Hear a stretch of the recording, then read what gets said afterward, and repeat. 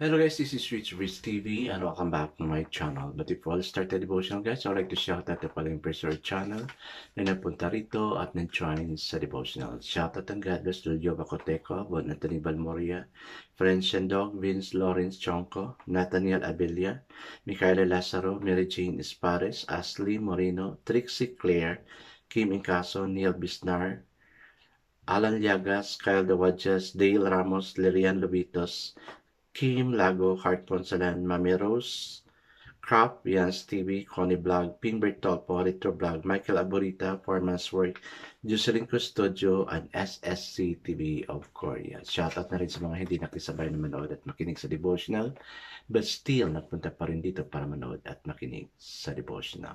God bless us all, guys.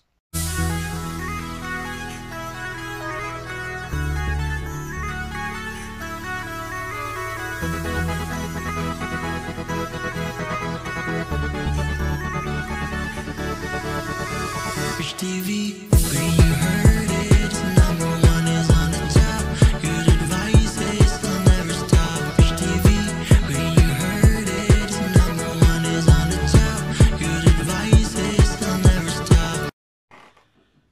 I'll give thanks unto the Lord for He is good. Guys, kailangan talaga natin magpasalamat lagi kay Lord kasi every time na pasalamat tayo sa Kanya, we always receive something, no? The life we have should be, dapat pasalamatan kay Lord, no? Yung pagkising natin sa umaga, we need to thank God for it because He gave us a good night rest. Di lang natin namalayan na maganda pala yung tulog natin. Yung simple lang na tulog na dapat na natin pasalamatan si Lord. And then, of course, we need to thank God for another day na binibigay niya para sa atin. Kaya guys, ugaliin natin na magpasalamat lagi kay Lord. Kasi, even if you're going to give thanks to a person sa binigay niya, siya, gaganahan siyang magbigay sa iyo lagi. Kaya, let's do the same to God. Our guys, is not proceed to our devotion. Let's open the Bible to Genesis chapter 24 verses 34 to 46. Okay, this is the continuation about the story of Isaac and Rebecca. So the word of the Lord in Genesis chapter 24 verses, still guys, I'm using the devotion sa Bible because the words used is so simplified na maintindihan talaga natin. Okay, so the word of the Lord in Genesis chapter 24 verses 34 to 47 pala, says, So he said, I am Abraham's servant. The Lord has blessed my master abundantly and has become wealthy. He has given him sheep and cattle, silver and gold, manservant and maidservant, and camels and donkeys. My master's wife Sarah has borne him a son in her old age, and he has given him everything he owned. And my master made me swear an oath, and said, You must not get wife for my son from the daughters of the Canaanites, in whose land I live, but go to my father's family and to my own clan, and get a wife for my son. Then I asked my master, What if the woman will not come back with me? He replied, The Lord before whom I have walked will send his angel with you and make your journey success, so that you can get a wife for my son from my own clan and from my father's family. Then when you go to my clan, you will be released from my oath. Even if they refuse to give her to you, you will be released from my oath. When I come to the spring today, I said, O Lord God of my master Abraham, if you will, please grant success to the journey on which I have come. See, I am standing beside the spring. If a maiden comes out to draw water and say to her, Please let me drink a little water from the jar. And if she says to me, Drink, and I'll draw water to your camel, let her be the one Lord has chosen for my master's sons. Before I finished praying in my heart, Rebecca came out with her jar on her shoulder. She went down to the spring and drew water, and I said to her, Please give me a drink. She quickly lowered her jar from her shoulder and said, "Drink, and I'll water your camels too." So I drank, and she watered the camels also. I asked her, "Whose daughter are you?" She said, "The daughter of Beruel, son of Nahor, whom Milcah before bore to him." Then I put the ring on her nose and the bracelets on her arms. Amen and amen. Hi guys, let's now pray. Father God, on our side, marami kaming pinagdadasal, oh God, and yet we still keep on praying. Unlike the servant of Abraham, you really guided him, oh Lord God, on what to do, and that you have answered his prayer, oh Lord God. Lord, we're seeking your will for us, oh Lord God, and please, may the prayer we made before you will come to reality, oh Lord God. Lord, let us to be true to you, that our prayers will really be answered the soonest possible, oh God. Lord, thank you for those whom you have sent to this devotional, because you said in your words, when two or three are gathered in your name, you are in our midst.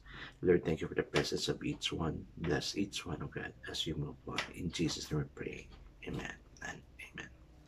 So the focus verse we have for this evening, guys, is found in Genesis chapter 24, verse 45. It says, "Before I finished praying in my heart, Rebekah came out with her jar on her shoulder. She went down to the spring and drew water, and I said to her, 'Please give me a drink.'" So the title of our devotion for this evening, guys, is Seeking God's Will. The servant demonstrated his faith by action. He hurried to meet Rebekah and asked for a drink from her jar in verse 17. Sa binasa natin kahapon. He gave Rebekah gift in verses 22.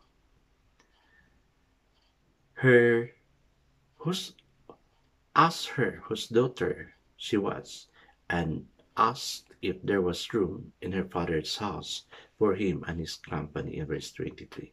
Before he even ate, he told Rebekah's family about his mission and what had happened at the well in verses 34 to 47. The servant demonstrated his faith in God by seeking him through prayer. His mission right from the start was bathed in prayer. He prayed expectantly and kept his focus on God. This kept him alert to God's provision. As he recounted the time and specific answer to his prayer, Rebekah's family drew closer to one another. Their faith in God increased. Sa verse 15, hindi na natin nabasa yan, guys. Both the servant and Rebekah needed God's guidance as they made critical decisions. He needed to find the woman who met God's standard. Excuse me. For Isaac's wife clearly stated this need to the Lord and prayed that God would reveal his will in specific ways. God then guided him by arranging circumstances to reveal his direction. The cycle of our lives often follows this pattern, coming to the end of our strength, finding ourselves needy, crying out to God, finding him faithful, praising and worshiping him. Amen and amen. May tanong dito, guys, no? Sabi niya, in what matter are you seeking God's guidance? Well, marami akong ginagawa na just to seek God's faithful. Well, God is really faithful. Tayo lang yung unfaithful sa Kanya. No? So, I always seek God through reading the Bible, meditating, and even saying praise and worship para sa Kanya. No? Second question, pray and wait on God's timing and ways. Kailan ito nangyayari? Yes, it always happened to me. There's even a circumstances na as nasa old house ba ako, no? I keep praying, so early morning devotion ko yun.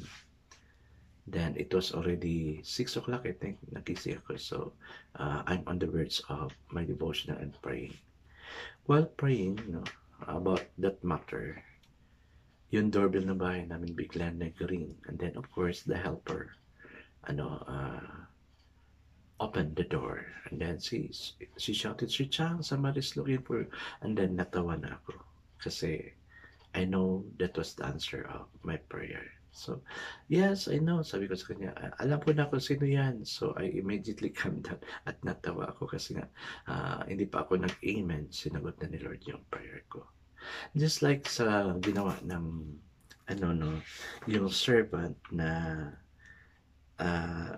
Eliezer, no? Servant ni Abraham na si Eliezer.